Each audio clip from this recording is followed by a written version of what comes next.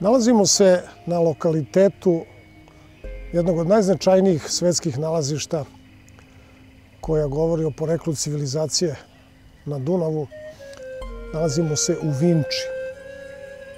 Ovde je lokalitet na kome je pre 100 godina otpočelo otkopavanje, kako se sada vidi, najznačajnijeg dokaza da je kontinuitet civilizacije na Dunavu i na ovim prostorima postojao. U više slojeva, starih hiljadama godina, ovde je otkopano i prikazano nastanak civilizacije koja je verovatno nastavak civilizacije Lepenskog vira, s tim što je period mlađi i negde je datiran od sredine 6. milenijuma pa do 3. milenijuma pre naše ere. Interesantno je kako kada idete od ušća Dunava u Crno more uzvodno, kako idete na sve mlađe civilizacije. Očigledno je dakle da su prve civilizacije staroga doba, neolita, nastale u delti Dunava, posle pucanja velikog kazana, nestanka Panonskog mora, i očigledno je da je Crno more i ušće Dunava u Crno more bilo mesto odakle je ono što smo mi govorili u prethodnim emisijama, postatlantska civilizacija počela da se širi tako što se kretala uzvodno uz Dunav. Civilizacija Lepenskog vira je od 9. milenijuma do nekog 5. milenijuma i ovde imate otprilike kontinuitet od sredine 6. milenijuma do 3. milenijuma, znači izlazak iz neolita u metalno doba, znači u bakarno doba, početak prerade i upotrebe bakra.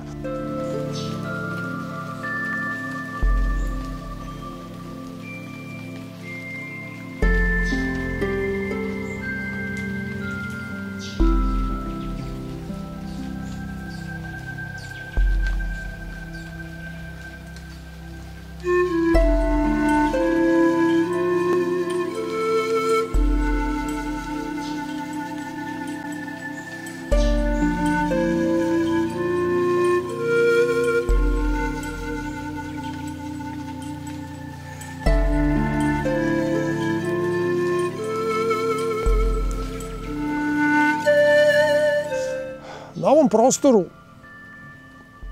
su se desile ključne stvari identifikacije modernog čoveka, pod navodnim znacima. I očigledno je da ovo nije početak civilizacije. Ovo je već visoki nivo razvijene civilizacije neolita, o kojoj ne znamo dovoljno i opterećeni smo raznim predrasudama.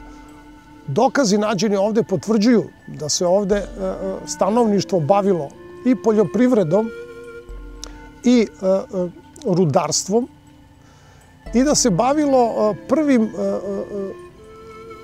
civilizacijskim, ozbiljnim usavršavanjem svog života i rada, jer ovde imate dokaze, kako je Rudolf Steiner to predočio, da je ovo drugi stadijum postatlantske civilizacije, kada duhovnost, kada misao prelazi u materijalni deo. Taj prelaz iz duhovnog u materijalni deo koji se poklapa sa nastankom Vinče govori i o počecima prve azbuke. Dakle, ovde su naučnici identifikovali prvu predazbuku i prvu azbuku iz koje su se kasnije u milenijuma koje dolaze do sledećih 3000 godina razvile sve ostale poznate takozvane stare azbuke staroga sveta. Interesantno je da su, uslovno rečeno, prva 3 slova modernih azbuka i kasnije grčke azbuke identifikovani već u Lepenskom viru. Zbog karaktera gradnje kuća pod pravim uglom identifikovano je buduće prvo slovo alfa, zatim slovo lambda i slovo delta, jer je trougao bio osnova gradnje u Lepenskom viru. Interesantno je da ono što je nađeno na vrlo bogatom nalazištima keramike na lokalitetu Vinča, sve ove znake iz starijih perioda i nove znake bilo moguće identifikovati. Pa od profesora Vasića, koji je počeo ovdje iskopavanja od 1906. 1907. do 1910. godine i kasnijim iskopavanjima u moderno vreme, pre 30 godina, pokazano, identifikovano mnogo znakova za koje su naučnici u prvo vreme negirali da su počeci azbuke, već je reč o onome što su oni zvali znacima svojine, odnosno znacima raspoznavanja. Naravno da ti znaci raspoznavanja verovatno prethode stvaranju azbuke iz prostog razloga što i ti znaci raspoznavanja govore o određenoj duhovnoj potrebi i svakodnevnoj potrebi života na ovim prostorima. Da bi znak raspoznavanja, odnosno znak svojine, funkcionisao, podrazumeva se da ljudi žive u organizovanom obliku društva. To znači da postoje međusobni razvijeni odnosi između tih ljudi i da ti međusobno razvijeni odnosi podrazumevaju i zaštitu vlasništva između ostalog. Međutim, da bi neki znak uopšte postojao, mora da se ispune neki prethodni uslovi. Bitan je smisao znaka. Znači, znak se vezuje za neki pojam. Označava ne samo pripadništvo vlasništva, nego govori i o sadržaju nekog znaka. Taj znak je i svojevrsna poruka. To znači da uočeni znak tačno označava da to nekome pripada i označava da je određeni sadržaj, ako je reč o keramici, određeni sadržaj unutra koji taj znak definiše na način koji prepoznaju svi. Ovde dolazimo do ključnog detalja, a to je da svaki znak mora da ima svoju univerzalnost. To znači da su se ljudi koji su živjeli na ovom prostoru prećutno ili možda direktno dogovorili šta svaki znak znači, kako ne bi bilo dileme da u njihovoj zajednici, a verovatno i kasnije u širim zajednicama koje su nastale iz ovog vinčanskog centra, ti isti znaci nose isto značenje. Očigledno je da su ovi znaci raspoznavanja, pod navodnim znacima, postali univerzalni. I to je bio prvi korak ka stvarnoj azbuci, odnosno stvaranju slovnog značenja koji nastaje u onom trenutku kada duh ljudski osjeća potrebu da se materijalizuje kroz reči. Azbuka nastaje u onim sredinama u kojima postoji komunikacija između članova te zajednice koja nije samo gestikulacijom, nemuštim zvucima, nego je suvisla komunikacija koja podrazumeva da će ljudi moći da izraze i složenije znake, odnosno značenja. Šta je problem? Problem je u tome što iz ovog perioda, naravno, niko nije napisao pismo na 5 strana svojoj tašti ili svom rođaku, pa sad nismo našli kamene ploče sa tim pismom. Ali je jasno da to nastaje u kasnijem periodu, u civilizaciji koja dolazi 2000 godina posle Vinče, u Mesopotamiji, gde su ta slova, i odnosno utvrđeni smisao i sadržaj koje ta slova definišu, mogao da bude urezan u glinene pločice. Jasno je da ova postatlantska civilizacija govori upravo o tome. I kao što Rudolf Steiner u svojim predavanjima početkom 20. veka tvrdi da je ovo druga epoha prelaska misli u materijalizaciju. Naravno da je ovo i danas, posle 100 godina, dosta ekstremno mišljenje i mi ćemo jednu posebnu emisiju posvetiti profesoru Radivoju Pešiću, koji je dokaze da je vinčansko pismo zapravo azbuka obraditi posebno. Hoću samo da još razglasimo jednu priču koja ovde postoji, a to je kada je nastala Vinča i kako su se ovde doselili ljudi koji su stvorili civilizaciju. Uporno se izbegava da se kaže da je stanovništvo i Lepenskog Vira i stanovništvo Vinče autohtono. Tobože, posle Velikog potopa se stanovništvo selilo sa oboda potopljenih novih teritorija i išlo na nove teritorije. Problem s ovom teorijom je sledeći. Naime, tvrdi se kako je ova seoba uz Dunav počela u 6. milenijumu, znači negdje oko 5600. godine pre nove ere. Navodno su naučnici dokazali da je došlo do velikih tektonskih poremećaja u Sredozemlju. Pukli su Dardaneli. I pošto su pukli Dardaneli, Sredozemno more, koje je na višem nivou od Crnog mora, koje je zapravo tada bilo jezero slatkovodno, je u jednom periodu voda iz Sredozemlja, naravno po principu spojenih sudova, počela da se preliva u onaj deo koji je niži. Tako je Crno more doživjelo provalu vode koja je verovatno trajala decenijama, dok se nivoji nisu izjednačili. Pretpostavka je da su sva ljudska naselja, neolitska, na obodu Crnog mora bila potopljena i da je nivo novog Crnog mora porastao za oko 100 metara. Naravno da problem s ovom pričom nije veliki sem datiranja. I suviše kasno se desio ovaj potop. Civilizacija na Dunavu je postojala pre nego što su Dardaneli pukli. Vi ovdje imate dokaze o civilizaciji iz 9. milenijuma. To bar je, znači, 2500-3000 godina pre pucanja Dardanela. Ovo je jedna od pomoćnih, da kažem, i neuspešnih pretpostavki zapadne nauke koja pokušava da negira postojanje autohtone civilizacije na ovom prostoru 2 ili 3000 godina pre ove navodne kataklizme.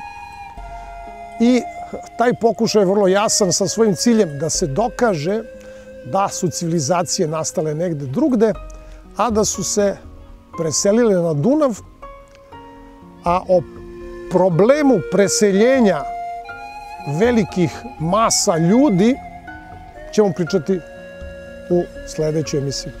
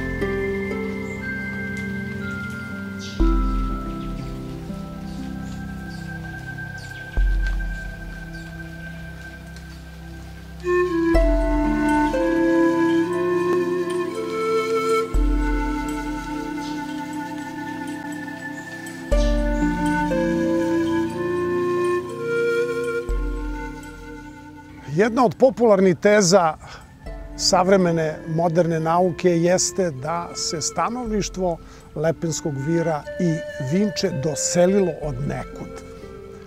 Samo po sebi, sem što narušava autohtonost ove kulture i civilizacije na Dunavu, što je jasno svim ozbiljnim naučnicima i u zemlji i inostranstvu, ova teza podrazumeva i jednu negativnu konotaciju da je stanovništvo Lepenskog Vira i Vinče zapravo stanovništvo koje nije sa ovih prostora, iako je te teze u najnovije doba demantovala upravo genetika, potvrđujući da analizom haplogenoma da je stanovništvo ovih prostora starosedelačko. Međutim, ako pretpostavimo da je postojala mogućnost da u 10. milenijumu pre nove ere stanovništvo od nekud krene u seobu, moralo bi da se postavi pitanje odakle je stiglo stanovništvo koje je naselilo Lepenski vir i Vinču.